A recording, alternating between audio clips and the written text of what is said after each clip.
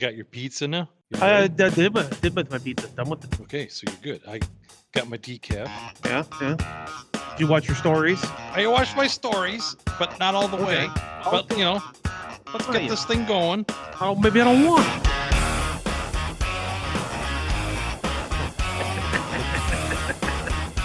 Maybe nobody wants to. Who knows?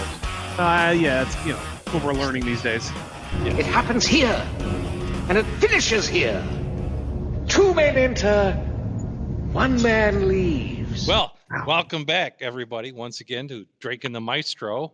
Almost relevant and kind of almost live. Mostly alive? Well, not quite lifeless. Let's put it that way. We're mostly dead. There's only thing because if we were all dead, there's only one thing to do: go through our pockets and look for loose change. That's right. You are the Brute Squad. That's right. Are we? Let's give attribution where it's due. Thanks to Leo at Leo Metal Covers, who doesn't even know we're using his thing. I don't think, but hey, great, thank you. Get your metal someday covers. He'll give us a nice cease and desist. Right. Nothing like a nice cease and desist on a sunny Sunday afternoon. Right, but that means we made it. That means then we actually have to do work to find an intro. We did work though. Anyway, go get your covers at Leo Metal Covers. Right, if you want it covered, Leo's got it covered. And he's probably done it. If you can think of it, he's probably done it. And if he hasn't done it, you can recommend it. He might do it. He might not. I enjoy his covers, like the movie music, like Top Gun, the one Kenny Loggins did for Top Gun, Danger Zone, right? Danger Zone. Yeah, and Survivor. Metal version of Highway to the Danger Zone is a good. It is, and Eye of the Tiger is good too. Which is weird because it was already kind of hard rock to begin with. And you didn't think it could get any, but Leo found a way. No, I did think it could just get like better. William Shatner doing a. It's just like William Shatner doing a spoken word version of a rap song. He found a way. He found it. Oh. Should we get the message from our sponsor too? 1-800-SLOPE ME? All right. So their contract isn't up yet, is it? No, not yet. No, we haven't flogged that to death. So not quite. We're getting there, but not quite. Are you afraid of a 3-letter agency invading your curtilage? Or do you just want some peace of mind at night? Well, get sloped at 1-800-SLOPE-ME. That's right, 1-800-SLOPE-ME, and we'll get you sloped in no time. Act now, and we'll throw in a free Tannerite stuffed dog. That's 1-800-SLOPE-ME. I don't think I've told the listener. 1-800-SLOPE-ME. It is satire, okay? And 100%. But I wanted to make sure that if people call 1-800-SLOPE-ME, it's not a real business. Right. Right, like some nice lady in a reception there all of a sudden is like, "Oh, am I getting all these calls? What slopes? What are they all talking 5 of about?" them. Right. Yeah, all 5 of them. Right. Yeah. Well, right. Well, I just when we're wildly popular and people come back and listen to the Right. Yeah. We don't want to blow up some poor person's phone line. Right. The Roots episodes. So I called it.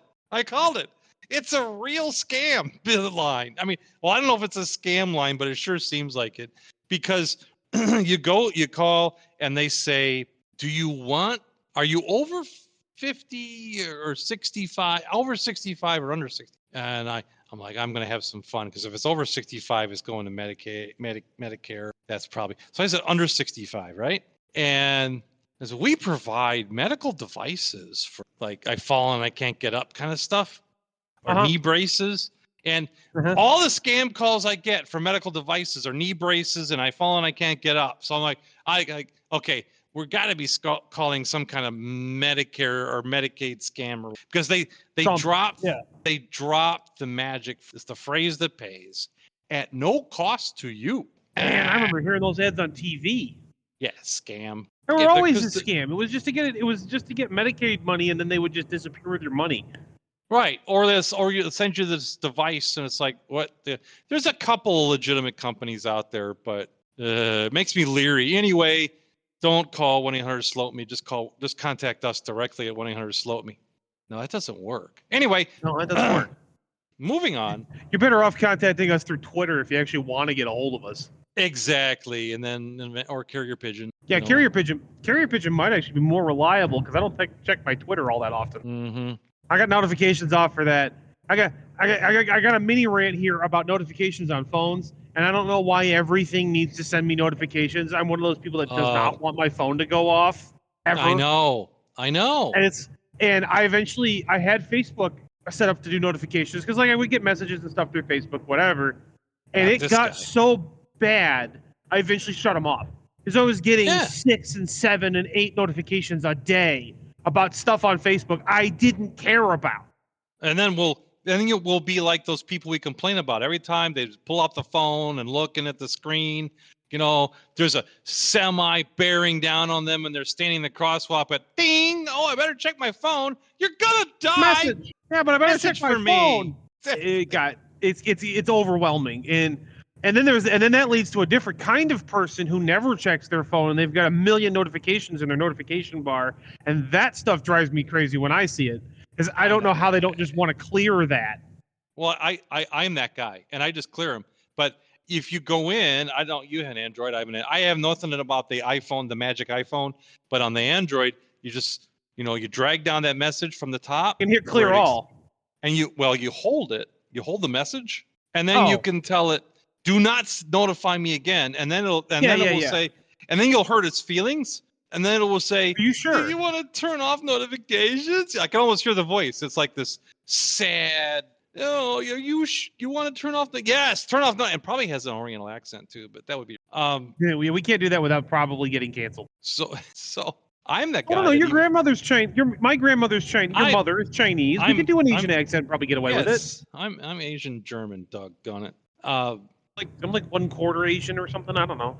And quarter Sasquatch, and it gets really confusing with you. I'm a rare hairless Sasquatch. I guess if you say so. I don't want to look.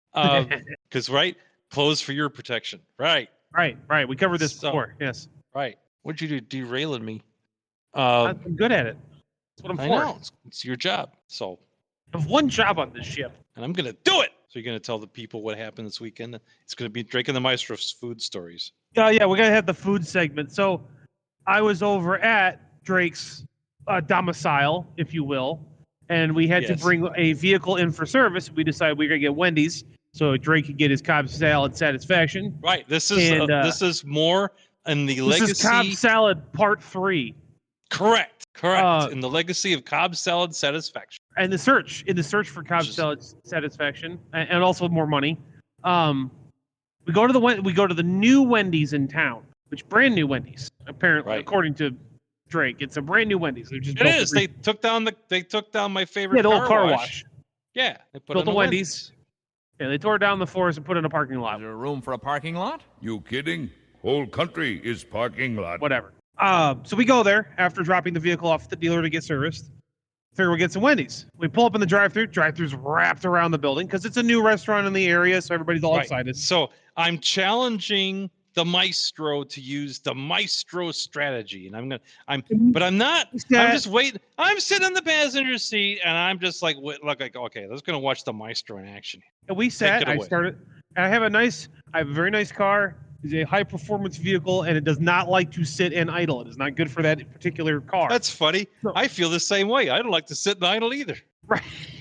Does that mean I'm high performance? Well, I hear my exhaust note when I'm sitting in the drive-thru, and all I hear is money. It's just not good. So I shut it off. That is what the car says. Now that you mention it, I hadn't thought about it before. It does. That's right. It's exactly what it is. Money. Yeah. Money. Yeah. Okay. Yeah. All right. So I sit in the drive-thru, and I pull up, shut the car off. Pull up, shut the car off. And I look over at Drake, and I go, "All right, one more, and we're bailing. That's it. We're done. We're gonna go pull around. We'll use the app." So we pull up one more time. I'm dubious about that because here's my problem, right? I know you're right by wanting to bail, but I'm thinking to myself, we've moved a few things along here, so I'm now invested. And we're still like 4 or 5 cars from the speaker. So it's going to be 4 or 5 more times before we get up to the speaker, and then there's going to be 2 more times. We're no longer sitting on the street, and so by this time, normally I'm just turning on the old time radio and listening to some adventure while I'm waiting in the line. Right. Because we're done. We're going to go pull around. We're going to try to use the app. We try to use the app. No, wait. So new. No, wait. What? We go around. We pull. First of all, there's like the one dedicated. What was pickup? There was a dedicated pickup spot. Yeah, there was dedicated parking for the app pickup. But there was another one that was like, this is for picking up your order, like pull around the Yeah, building. It's like door dashing. Yeah, or that was something. it. Right. So there's It's like mobile, like something website order or mobile. It wasn't even mobile order. It was like DoorDash pickup or something. I don't know. something like that. Yeah, it 'Cause was different. all It was differentiated from the app parking. right. So you go to the app park. First of all, I don't have Wendy's app, but Maestro does. But I'm thinking, well, if this works, I should get the app. So Right. I'm furiously tapping on the Android phone, ignoring the pop-up notifications, and trying to get the app loaded. Which, okay, Yeah, it's I'm a pretty process. I'm pretty tech savvy. I got it done. You know, it's not like I ran a IT consulting firm or anything. But hey, No. I figured it out. Got the app loaded. I went through the. Oh, why is it that every app, Wi-Fi enabled app, because it is a Wi-Fi, Wants to know your location. Yeah, why? Why? Well, I can at least and I have understand for the Wendy's. I can at least understand for the Wendy's app because they can tell the Wendy's when you're there. Yeah. I was like, But because like here's- it's geo-locked, so you can't tell them you're there early, and then they go to look for you, and you're not outside. So moving the story along, we pull up into the parking. No, we're not moving the story along because I got more on this. I have a Bluetooth application in my van to turn all the auxiliaries on and off because I didn't want to tap in to the factory harness because Ford looks for excuses to bounce your warranty claims. Yes. Right? Oh, you drove through the rain on an odd-numbered Sunday in the dark. Warranty's void. You know, it's like. Meanwhile, Dodge is like, "Hey, come to our drag show event. Bring your bring your Dodge." By the way, both on these accessories, you can get them from Mopar Accessories, and they're covered under your warranty if you buy it. It's like very night and day difference, Ford and Dodge. Right. Come on down to the dealer. We'll put forged internals in for your 6.4 liter Hemi and a blower. Right. So you can make the same power as a Hellcat. Oh, and don't forget that'll all be covered under their own warranty. Wait, what? Huh? Huh? You're not fooling me with a good time. Right. Oh, by the way, don't forget to attend our burnout contest. What? Right. Sponsored by us. Come bring your car. Blue Oval Land, which is like every time you talk to someone from the Blue Oval, it's like talking to your accountant. Anyway, the app so downloaded. You're fighting with the app. I got this 6-way relay thing to control the accessories on my adventure van, so I can turn off lights and stuff like that. And it's Bluetooth. So it interacts with Bluetooth on the phone, right? Mm-hmm. So I'm going and I load the app and they're like, well, it works with iPhone and it's supposed to work with Android. I'm like, okay. So if my fallback position is my friend and neighbor just down the street has an iPhone. If I have to set it up with that, I'll try that. All right. Anyway, I'm going round and round with the thing.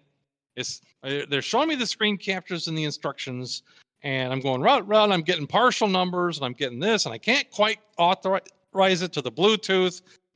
All right. So then, what's my mistake? I forgot. I denied it access to the. That was a mistake. I even called their tech support, and they're like, "Well, it should be working. I mean, it works great on my phone.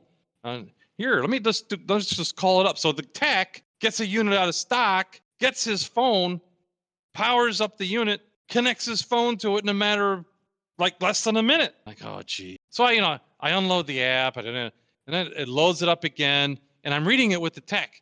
And the tech's like, yeah, okay, allow the GPS and whatever. And I'm like, I don't want to allow the GPS. He's like, no, it's asking for GPS. Just allow it. I allowed it. Bing, connected in like 30 seconds. We're in a whole other story about something completely unrelated. Can we finish the Cobb salad story? That's what I do. Then you could go on your rant about the Bluetooth. I'm going through the same thing with the app. I'm sitting there for a moment. And meanwhile, we're all waiting, and I'm going back and forth. Do I turn the car's off? Because do we know? And there were people looking like, why are you parking there? Anyway, I noticed it. Maybe you didn't. I didn't care. They didn't. I was too busy giving a crap. Didn't. Well, maybe it's two walruses in a that might be more accurate. It's less of why are you parked there. It's like, hey, you never see two fat guys in one of those very often. Two walruses jammed in a muscle car. Hey, I didn't know you could jam two people in one of those that size. That's impressive. I've heard of Bubba-rated vehicles. What's a walrus all they rating? They can see your head. All they can see of me from the windshield is like my chin down. Because my head's in the sunroof. I'm in this dilemma. do I allow the GPS? Do I not allow the GPS? I'm like, all right, you know what I'm going to do? I'm going to allow the GPS this time only to test. So that's what we do. Got it in there. Type in the zip code of where we are. Nothing. Yeah. So I pull up my app because I'm like, okay, well, maybe the two of us working together, maybe we can figure out why we can't pull up the store. And then so we'll I tie start our looking shoes. for it. Yeah, then we'll tie our shoes. Right. We don't drool all over them first. That's right. I start looking for it. He's looking for it. And we realize you have to put in the exact address of whatever store you want to get. Because that Wendy's is so new, it still has a little trouble finding it. It's not an established location. Well, I had to unclick the filter on mine that said mobile pickup order. Right. And then it brought it up. That should be a clue. It's certainly foreshadowing. It's definitely foreshadowing, yes. Mm-hmm. But then we found the restaurant, selected the restaurant, like, oh, and I'm tapping through the app. I'm like, this is pretty cool. It's better than McDonald's app, I can tell you. Yeah, I'm showing them how to customize the stuff on the menu, on the order. Because I've used the app before. I've done this before. I've put in orders at truck stops before when I'm after I've parked. So I can just walk in, have minimal, because I'm a millennial, walk in, have as little interaction with another human being as possible, and walk out. And I know that if I order it through the app, it will be the way I ordered it, hopefully. At least I know it was ordered correctly. You've cut out one big problem in the ordering loop in the chain of events. You've cut out that uncertain. So if it didn't get ordered right, it's on you. Right. If it didn't get made right, you'll just have to throw the order at the window and drive it. So we figured out that Wendy's is so new, even though it has the parking spots for it. As you go through the wait a minute, you're short-circuiting the whole thing here. So we go through and place the order, get to the point. I'm getting ready to, okay, what kind of payment am I going to use? I'm going to check out. I go to checkout.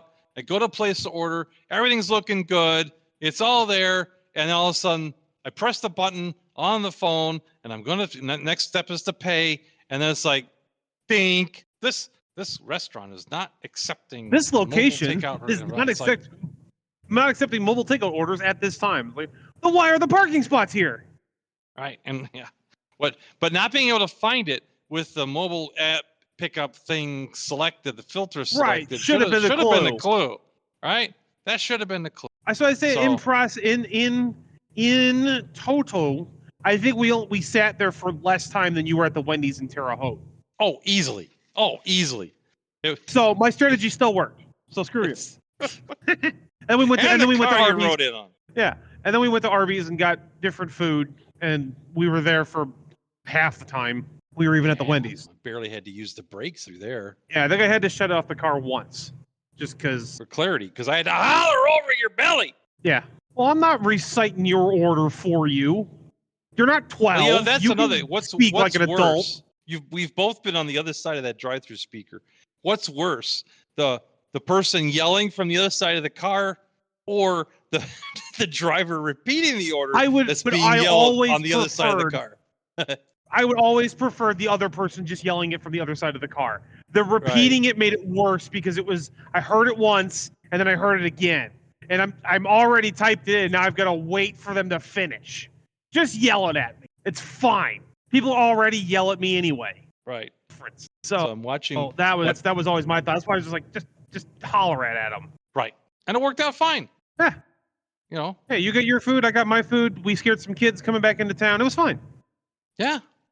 Fun afternoon. Yeah.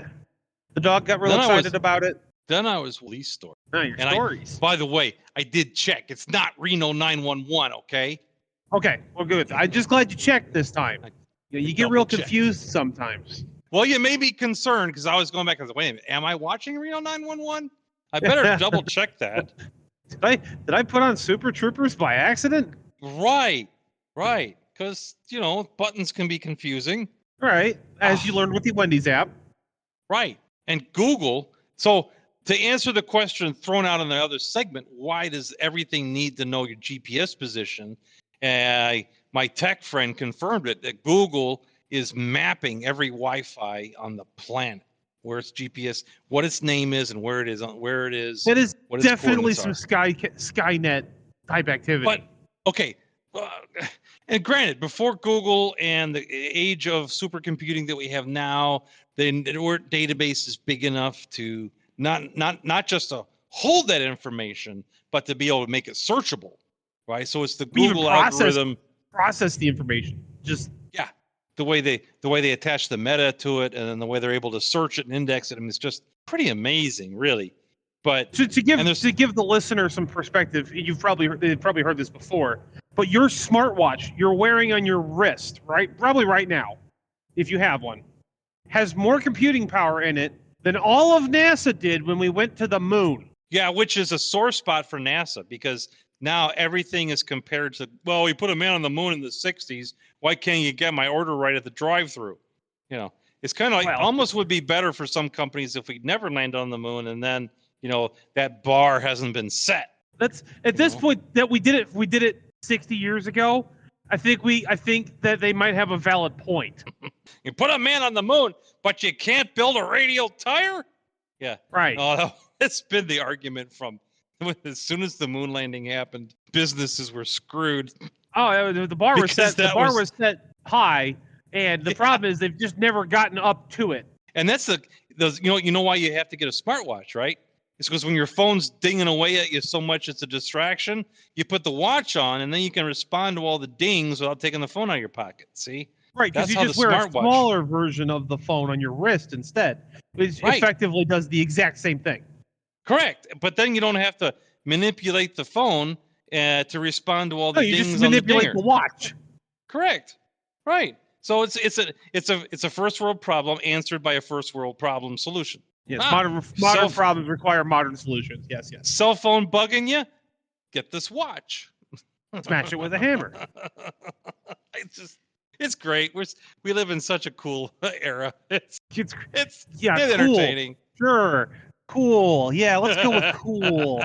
Not slightly terrifying that Skynet might be coming. Yeah, no, cool. No, yeah. What do you mean might be? Is coming.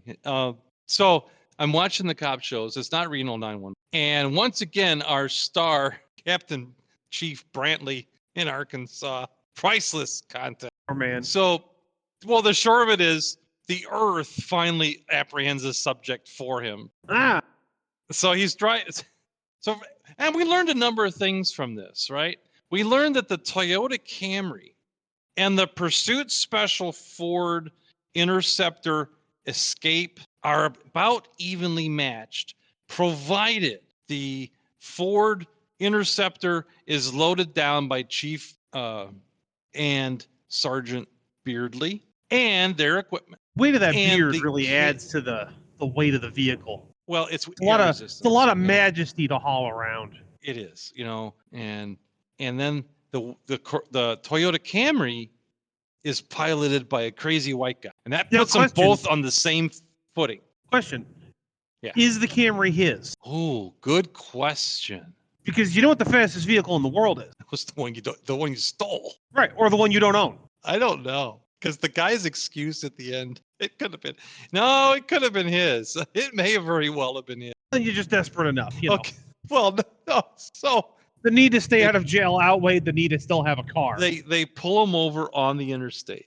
Okay, Sergeant Beardley's, you know, riding shotgun. The chief is walking up to the car, and he's got the gravelly Alex Jones voice. Hey, how's it going? You know, pulled you over because, you know, you were driving whatever in your windows or whatever. And the guy looks at the chief and yells, "Not today." Now, in some jurisdictions, you're just gonna get shot on sight for that. Yeah, you do that in Chicago. You just get capped right there. Not today. They're gonna grease you right on the spot. You're gonna get ventilated.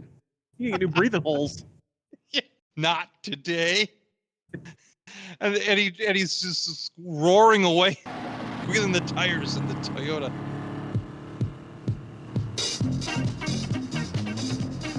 Not today, Satan. Right. Not today, nerds. Right.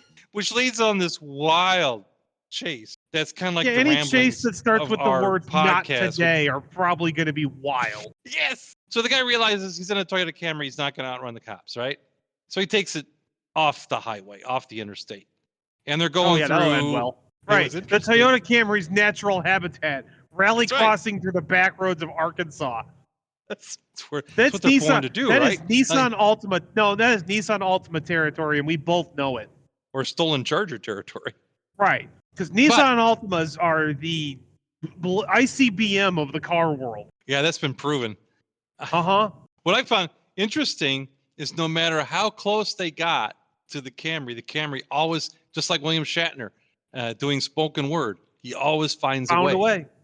Yeah, he found a way. And I can hear him, not today. Not today. They get up behind him, pound him Not from the today. backside.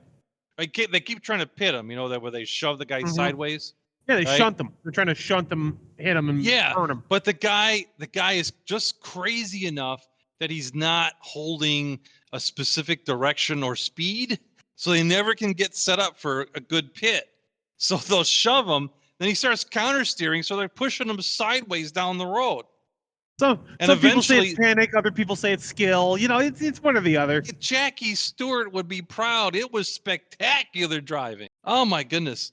And then the guy slowly gets ahead, and they get going. They get into the turns, and typical front-wheel drive car, it goes light, and the back end slides sideways. And again, he's counter steering and brake. It's like, am I watching? Wait a minute. And I had to check the guide because, like, am I watching police, or did I get flipped over to like the Motor Trend Road Rally channel? Watching NASCAR events again, thinking it's police. Did I get switched over to Europe Road Rally? Because that's what I'm going on thinking. Here. Yeah. And when did they start running event? When did they start running a chase car behind the contestants? Where's the drone? Where's the that drone would be footage?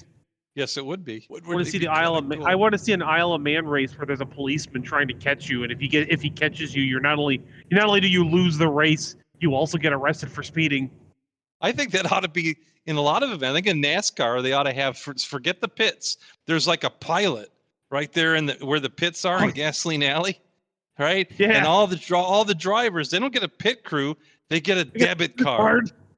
Yeah, and they got to drive up, jump out of the NASCAR, go over there, and those guys will be wishing it's gonna. All of a sudden, you're gonna start seeing the welded doors shut. No, I got to get out and get to the pump and put the card in, right?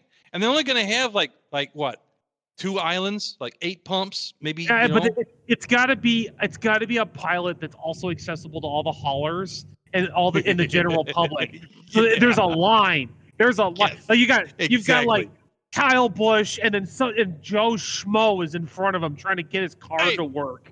Right, and cleaning his windows. Oh, we need Meanwhile, tires Kyle Busch's car is overheating and waiting for the pump to open.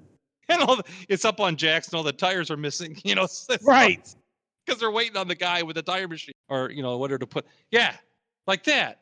And then they're standing in line with their card, and they don't get the card in right, and then you got to put the card in superposition to get the machine to accept it, and then you got to put your zip code in for the card, and then they're standing there pumping their gas while the ads are playing, looking like they're gonna blow their brains out. Yeah, it'd be great. Perfect. I'm all about it. It's a whole new dimension. And then you put police cars on there, and if the police car can catch you and pulls you over, that's you got to sit there and get your ticket. If the police car can catch you and pit you, you're done. The race is over for you.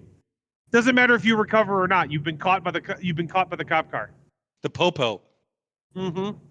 And then and at the same time, we need to be running Drake and the Maestro parcel delivery truck 500 at the same time on the same track. Yeah, like the Europeans do.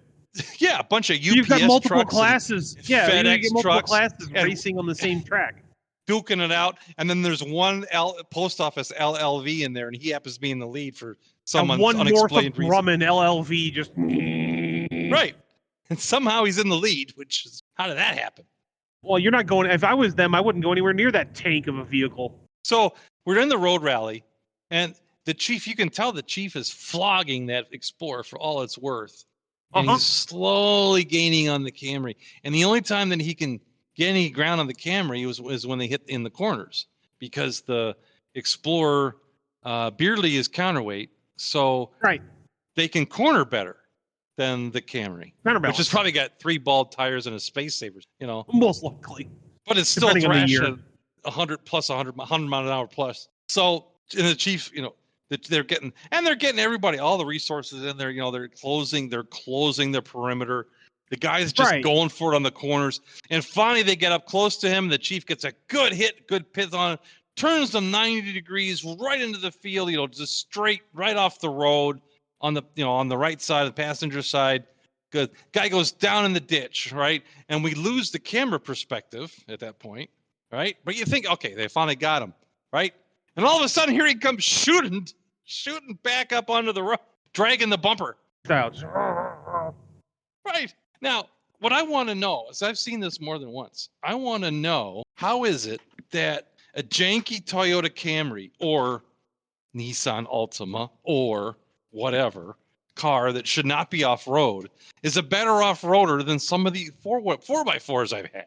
I'm looking at where this guy's going through. He's going through the weeds and the, when you don't care about the condition of the vehicle after it goes off-road, it's amazing how far they'll get. Right, just ask AJ Foyt. Right. In those little sugarcane fields.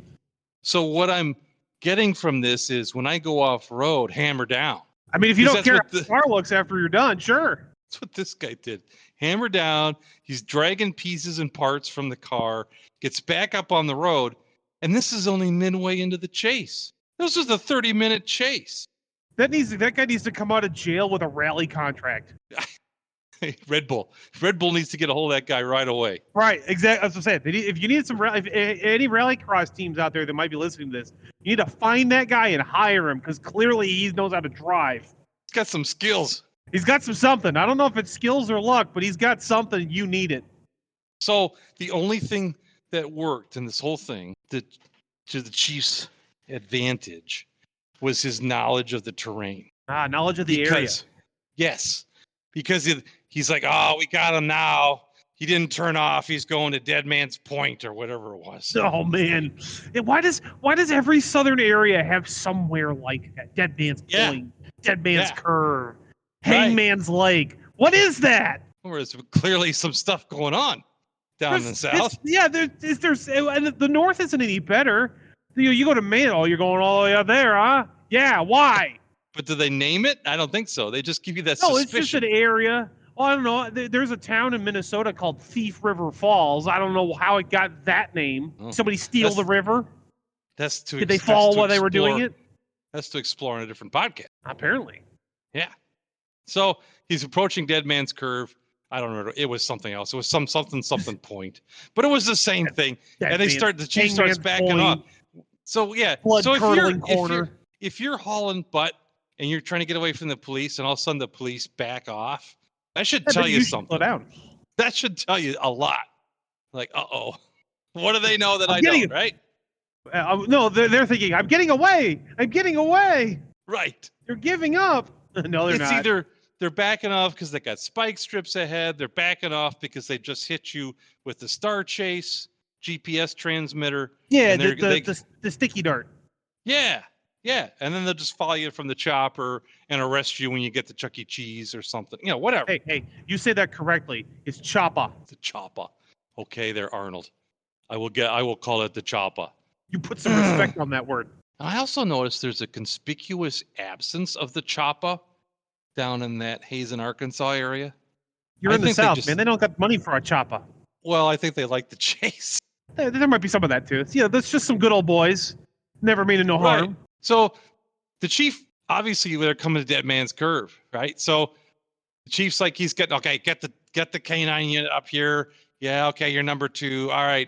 And this guy's going to hit and he's going to bail, and I want to get guys on it right away. So Sure enough, hits Dead Man's Curve, slides off head first, front right into the tree. Bam! The car is actually trying to climb the tree, which automatically ejects our driver. Right, because of course he's not wearing a seatbelt. No, he's out the passenger side, and he's out the side of the passenger side like fired out of a gun. I mean, it isn't like you see sometimes that people kind of drop and scramble and whatever. This guy's like hits the ground running. He's gone, right? I don't know what meth he's on, but I need some. Chief's behind, running behind. The cops are running behind. The dog's getting out. Meanwhile, he's downing. He's in the woods. He's gone, right? Now, kudos to the cameraman. Now, I want to know how the cameraman gets over to the perp and is filming this while it's happening. So you see and this is where the earth gets involved. Everyone knows most camera crews are nature documentary rules, so they don't bother with them. They can't interact. They apparently can also run as fast, if not faster, than the perp and the cops, because they're there That used to be film. that used to be really impressive. That was the one thing that always impressed me about the show Cops. Oh yeah, right. Because there's the cop, there's the cop running, and the cameraman is right behind him in the 90s when those cameras weighed every bit of 100 pounds. Right, where they were inappropriately named mini cam. I'm like, there's Right, nothing and mini about this cam. He's Oh, yeah, holding it on you his should shoulder. see the studio version. Right, he's holding it on his shoulder, running at full speed, has a fairly steady shot, and is still right behind the cop the entire time. Right, right. Now they're doing it all with GoPros and red cameras or whatever, so they're much smaller and lighter. But back in the day, that used to be a real feat of athleticism. Oh, that's mad respect there, as the kids say. Yeah.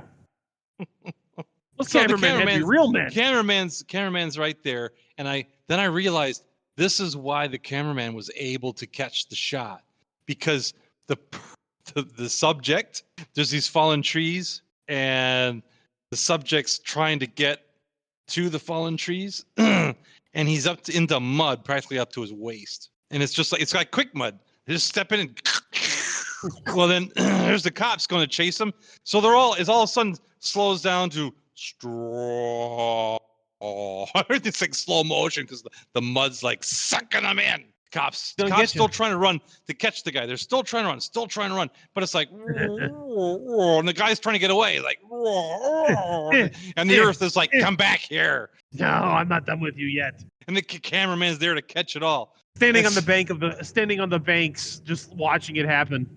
Again, nature documentary rules. The best was it was all in slow motion, and they tased him, and even that was in slow motion. It was like, chink. It's like all of a sudden everything went. Whoa. It's all the mud. It's like, and everyone's soaked in the, except for the chief. He went ankle deep, and that's it. That's what he's got. Chief's up on the grass. So then the canine catches up, and it's the sun's going down. Right, the canine catches up. So the camera's looking, showing the dog coming in from the highway, and the subject gives up as soon as the dog shows up, and it's not. I would give up at that point too. Actually, I would, but the perspective from the camera, the guy sunk down to almost his waist. He's like clearly past the knees. So have the cops. Everything's in slow motion in this slough. And all of a sudden, here comes the dog. And what you see from the dog is this outline of some kind of canine and the eye shine from the light on the camera. It's like, devil dog! No, I'm done. I'm done. The dog is activated. Right. It's like, okay, I'm out. I don't. It's like camera. It's the sound of like a flashbulb charging. That right. So I take back this. Not today, Satan. Please, not the devil dog. Please. I found Satan. It's the dog. So it takes another 5 minutes for them to slog through the 3 feet to get to the guy and get him handcuffed. And that was a whole ordeal because they're handcuffing him out of in the slough. Right. And then they're trying to get him out of the slough, and then the shoes are popping off. It's the dog's up there. The dog's up there like, argh. It's like, oh my gosh.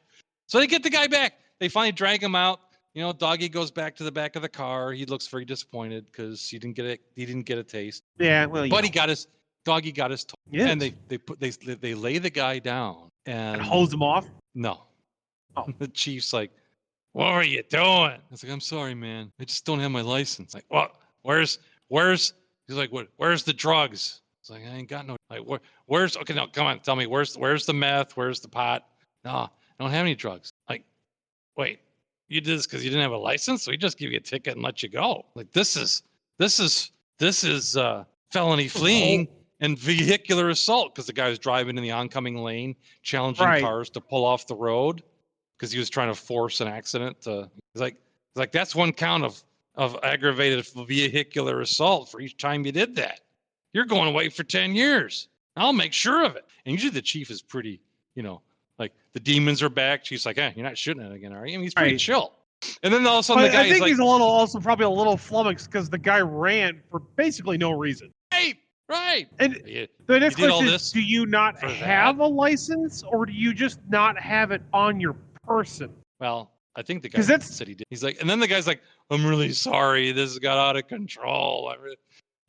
Like, it was out of control from the moment he said, not today, Satan. Not today. Meow. Like, I can only imagine. Why would you say that? He was probably already having a bad day, and then this was just too much. This was like, Yeah, icing puts on you- the cake. it's just the final factor. It's already been, his old lady's kicked him out. He doesn't have any drugs because Porch he collapse. can't find any, or he can't afford any. One of the two. He doesn't have a license, probably because he couldn't afford to get the renewal. Who knows? Right? Maybe he doesn't do drugs at all. Maybe he's just Right. a guy that doesn't have a license. He's just had a day, and that's it. That was the end of it. It's just like, Right. you know what? Not today. Not dealing So- with this today. So we're watching the end of Falling Down is what's happening. It's Uh-huh. like, holy Yeah, crap. it's that shootout with Michael Douglas, but a chase with a Toyota Camry. I'll tell you what, though, that shot with the dog is priceless with the glowing eyes and the dog's like, I want to taste. It's like, no.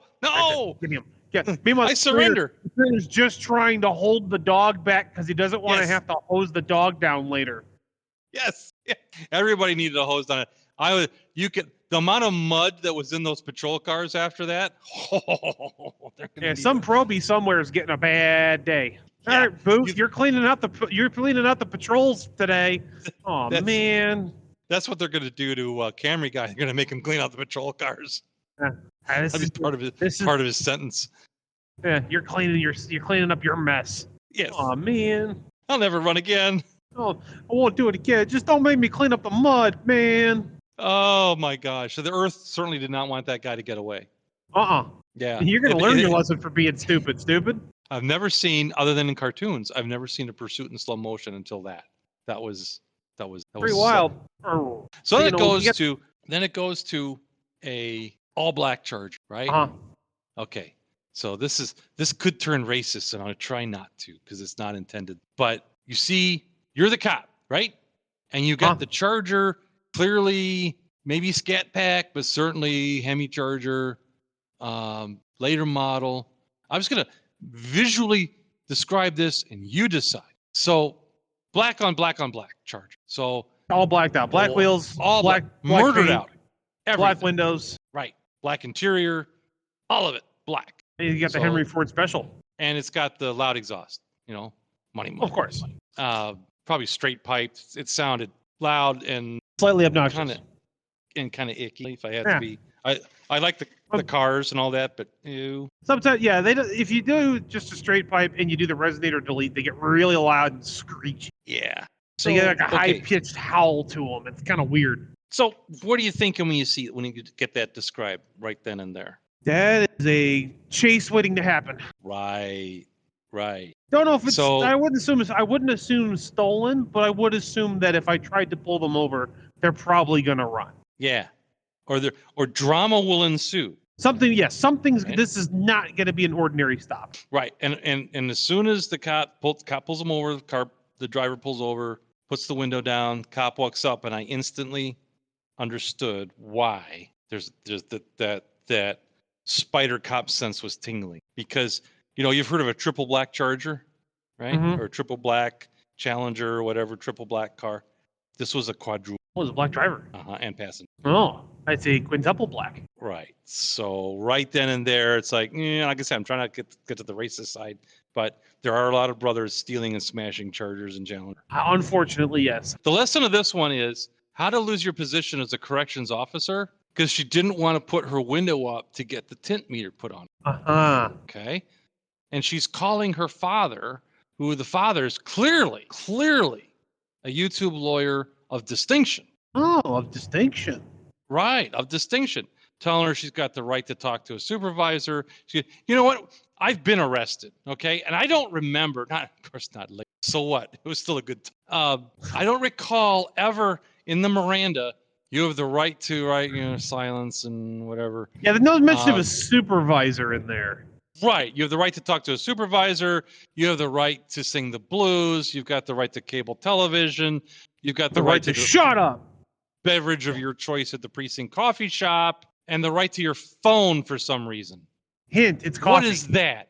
What is that? I'm another situation, and the guy was like, I got the right to have my cell phone. Like, But what's with the phone, right? I mean, we talked about the kid. My phone. Separation. His uncle. It's a parasitic device that is latched onto our brains that we can't live without. It's like those It's my brainworm Matt's things. luggage, and I can't live without it. That's right. Oh, so she eventually gets. I don't know. I'll shorten it up. She just eventually gets arrested and pull out of the car because, Is it through the window? Because that'd be great. No, but the way she acted with the cops, her career as a correction officer. Probably. Yeah. Well, no, she's just on the other side of the corrections officers. Yes, so she might even go into the same facility she worked in. Come to think of it, upon conviction, maybe. So at least she has friends. Well, at least she'll have plenty of friends. Yeah. So I guess driving the quintuple black vehicle and getting mouthy with the cops. In fact, probably don't try it on the street. Don't drive probable cause and then also be mouthy if you're not doing anything. Right. That's the issue right there. You said it. Words of wisdom for all you little leaguers out there. I have probable cause. It's in my driveway currently. It just needs a battery in it. Right. You got Grandpa's probable cause. I've got my black Volvo that looks like a low-level Russian mobster's car. It just needs the tint. My dad. And oh my gosh. We've covered that if too. If you're gonna drive the Mennonite Mafia. If you're gonna drive the Mennonite Mafia. If you're gonna drive probable cause, you're gonna have the blacked out windows and draw attention to yourself in that way, because those cars do draw attention. They don't have to be loud. Just the tint is enough to draw attention. Oh yeah. Be prepared to be stopped or hassled by the police, because what you have on your car is illegal. And if they've got nothing better to do, they're going to pull you over. It's an easy revenue source. And what the people that get mouthy don't realize is if you're driving probable cause and you're nice and polite, that can sometimes be okay. Because it worked for my dad. What this is, and I don't want to be involved in it. Yeah. What's ever going on here, sir? Just try to be careful. Keep it under 100. Yeah, I don't want to ask too many questions. I might get involved in a situation I want no business with. So that's just I got pulled. I'm not even pulled over. The day we bought that black Volvo, I drove it home, and I had been up for that point for over 24 hours. I had worked all night, drove up with you to get the car. We celebrated because it was on my birthday.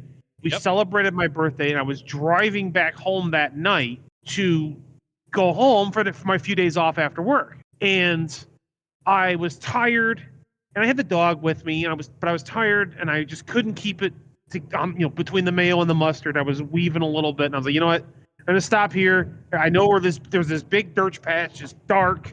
It's off the road. Driving along and hearing a rhythmic ding, ding, ding. Right. What is that? Look behind us, a trail of mailboxes. Yeah. Right, or like those little deflectors on the side of the highway. Yeah. No, it wasn't quite.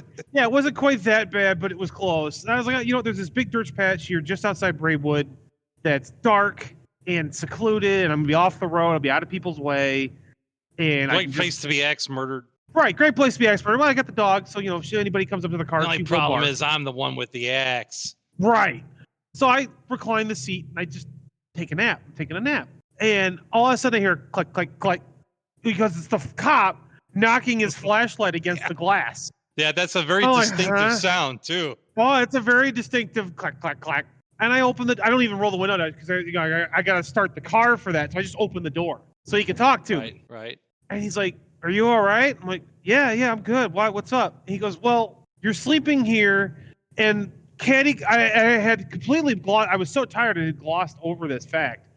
There was a bar probably 100 feet from where I was sitting, across the other side of the road, an intersection. To the cop, totally fair to the cop, there's probable cause parked on the side of the road with a large white man asleep behind the wheel, sitting, in the driver's seat with the seat fully reclined and a dog in the passenger seat." Did you offer to sell him some ecstasy? Right. He's like, "Have you been drinking?" I was like, No, I'm just real tired. I've been up for a long time, and we just bought this car, and I was going home, was weaving all over the place. I decided to shut down for a little bit just to pull off for a little bit to get some sleep, because I need some sleep. He goes, "Okay." You sure you haven't been drinking? He's like, "I don't drink. It's just not something I do. I don't like to drink."